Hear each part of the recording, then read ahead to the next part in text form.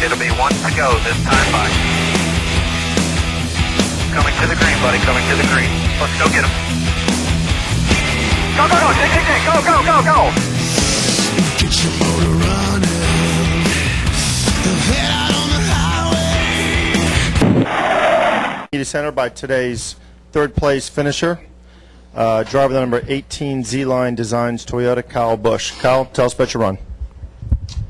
It was an all right day for us. You know, we brought the Z-Line Toyota home in third, brought it home in one piece, so that was good. A little bit different than what we'd done the past couple times, but fortunately today, you know, just got beat out by track position, I guess. You know, those guys took fuel only on that last stop. We decided to take 4 and came up through there somewhat, and then just got mired behind them there. Got too tight, couldn't get by them. Once you start getting strung out in single file that far into a run, everybody's just kind of at the mercy of their car and running the same pace. So can't really pass that well, and that was about it. So you know, thoughts and prayers are out to the Braun family this weekend. I finished behind Denny there, and you know, that brought heavy hearts on all of us.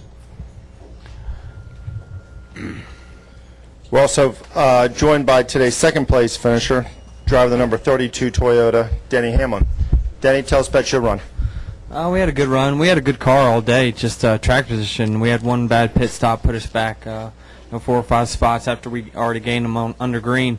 But, you know, track position was big. Just couldn't pass out there. With the low gears that we run in these cars, it makes it very, very, very tough to get a run on a guy you know, coming out of the corners. So, really, I mean, you could hold a guy up if you wanted to, just run the line that he was running. And, you know, you could argue the 18 was the best at the end, but, you know, if I was in his line, he wasn't going to get around me. And same with the 20. I could run him down, but every time I got to him, he'd pull down lower to where I was at, and he'd pull back away. So it was just a, you know, track position race. We'll now open it up to questions from media. Please state your name and affiliation, and we'll get a microphone to you. Questions?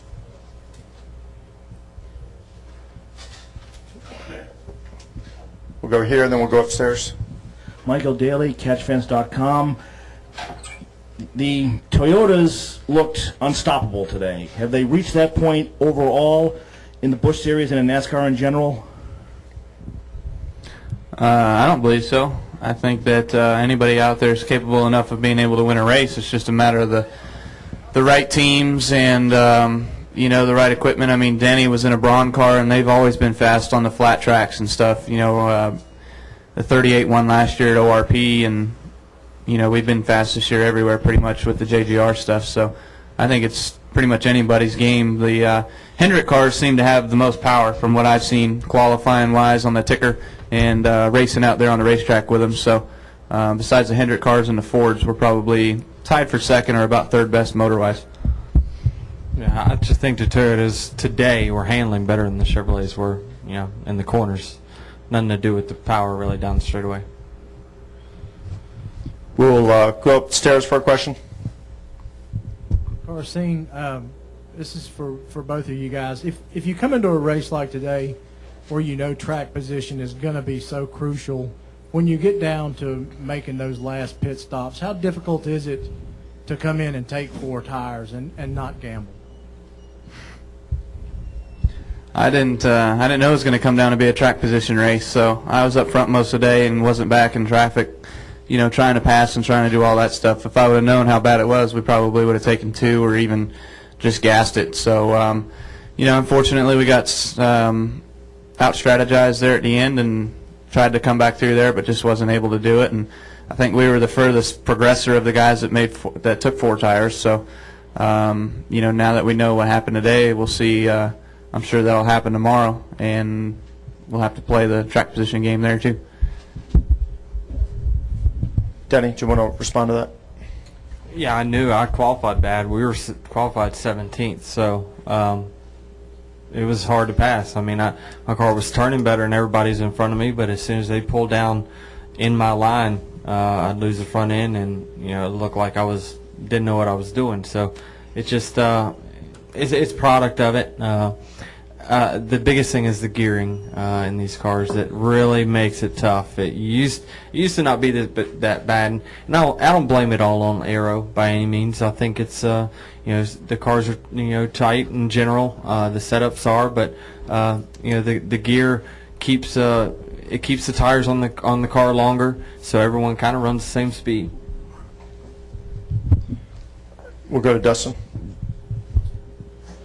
Dustin Long, Landmark Newspapers. John Darby talked with us right about the start of your race, where he talked to the crew chiefs earlier today about possibly revising the testing policy for Cup. Anything from the current policy to... Didn't we just run a nationwide race? Well, do you want to answer it, Denny, then? It's just, he talked about a testing policy of anything from current policy to something that could be wide open, testing anywhere, anytime, anyhow, almost like an unlimited policy per se. You have any thoughts about that?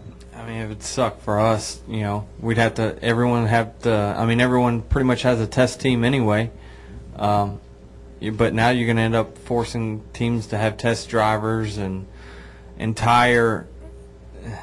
Almost race two. You probably have two different race teams that actually don't race. They just go test every single week if they let that happen. So I like it where they limit the test. I think that's going to cut costs more than anything. If you open it way up, I don't know if they're trying to fix anything that's wrong with the car, but we can do it. Just give us a little bit with our tolerances or rules in that effect, and then let us test at these off-the-wall racetracks. If we get to go anywhere we want, it's going to drive costs way up. I think I could be wrong though. Come back to Dave. Dave Exum, Boston Herald. Is it kind of frustrating for you guys not to be able to get up front? I mean, second and third, but you're both aggressive racers and you want to go for the win, but then you just can't, and then. Well, it was the first time I was up front all day. Kyle was probably a little more frustrated because he had a really good car earlier, it looked like. So, we were happy to get the track position that we did. We were just, we were mired back 5th, 6th, 7th all day, just gaining on guys, gaining on them, catching them, and then falling back. So, it was, we knew what we were in for. Any further questions? Yes, to follow up the earlier question about testing, if NASCAR went to an open testing, basically unlimited testing, how would that affect multi-car teams versus single-car teams? It would widen the gap big time. It really would. It would make a bigger gap than what we already have now. I don't know really what racing's not bad. You look at the qualifying. There's a 10th that'll put you first or 20th. So everyone's running relatively close speeds. It's just I don't know. It's just it would be bad.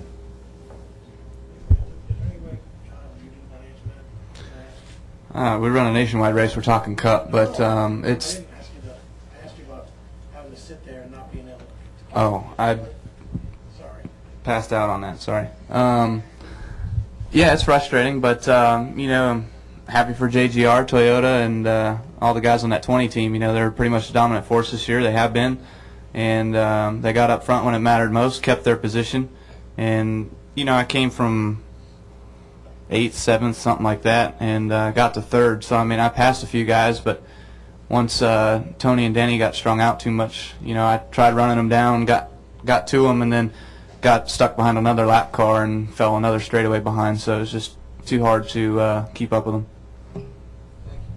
Sorry. Yep. Any further questions?